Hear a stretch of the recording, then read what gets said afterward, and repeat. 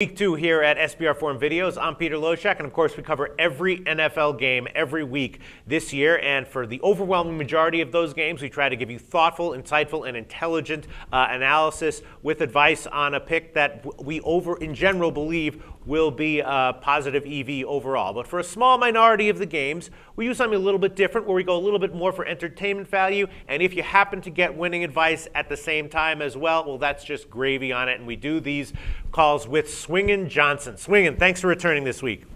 Loshak! Loshak, I don't know. Maybe it's me, but I just feel as though I've been insulted, and I don't know why. Well, it depends on how you look at it. I basically called you a very entertaining guy whom we don't expect to get, positive EV football handicapping advice from. Now, is that a compliment? I don't know. If you want to be a winning football handicapper, then yeah, that's an insult. But if you want to be thought of as an entertaining guy, then it's a compliment. Well, at least it takes the lofty expectations off of me, because everybody else that comes there, they have to win. Me, I just have to show up. Right. And I like that. No, and I will say we don't expect winning advice from you, but over the years we have kind of gotten it. I mean, last week you did give an over on the Chiefs and Falcons, which was a sharp pick when I talked to books, and also was a winning pick. And then we also discussed Tampa Bay, the Carolina-Tampa Bay game, which we discussed kind of intelligently. We knew the line was telling us that Tampa Bay was a sharp side, and we both liked Carolina anyway. But we knew, and we told our viewers that the books were telling us Tampa Bay was a sharp side.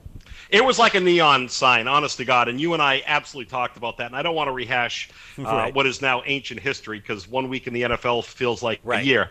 But, honest to God, I mean, it was just, and the squares were just digging it. They're like, my God, you get Cam Newton -2.5. And, it just brings me to this game with the Saints and the Panthers. Yes. Again, the Panthers almost like playing the role of the Bucs last week where, the line is dropping here. I mean, the squares are going to absolutely dig the fact that the Saints, they're really, really mad. I mean, I love that, emotion thing. Yeah. I think it's just the most overrated thing in the NFL. I mean, these guys, they go, they play, they want to pick up a paycheck. Yeah, they want to win. But you know what? It's just another uniform on the other side of the field.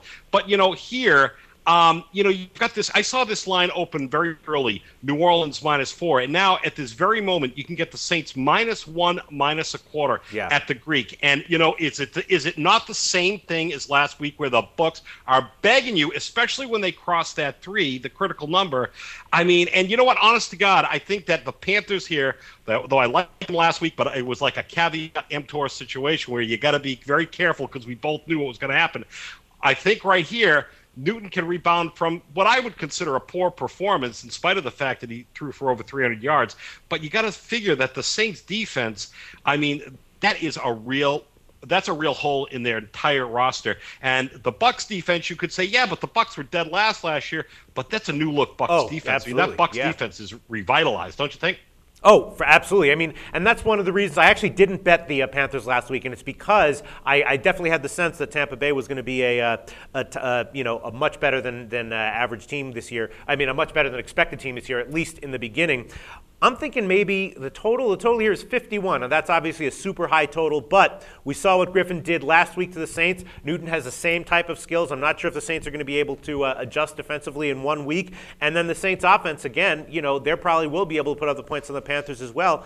So I'm thinking 51, if it's 26-24 or something, I think that you're going to get an over here. Well, I'll tell you what, I don't do the new math, but that adds up to 50, so that would officially be an under. But I get what you're saying. That's why I keep losing. That's why I keep losing. But no, I mean, I can see points going left and right, but I do believe that the Panthers, there's something about the Saints too, coming off this Bounty Gate thing and things just not kind of being right. Can you imagine if they are 0-2? Which, I mean, according to the line, the Greeks got them as -1 point favorites. This is literally a flip of the coin kind of game, and what you would think would be, geez, New Orleans, one of the best teams in the league. But I got a funny feeling about the Panthers, just like I did up against Tampa, and I think the Panthers are worthy of a play here. So I like the Panthers, I don't know, +1, +2.5, wherever you can get them, but you're going to be on the plus side of things, but I don't think it's going to matter because I think they win the game outright. That's interesting. That's wow. All right. I kind of agree with you. Make compelling arguments. So Swingin's pick is the Panthers +2.5, and I am predicting a final score of 26-24, which makes me like the over 51. Thanks, Swingin. No, buddy, that would be under. Right.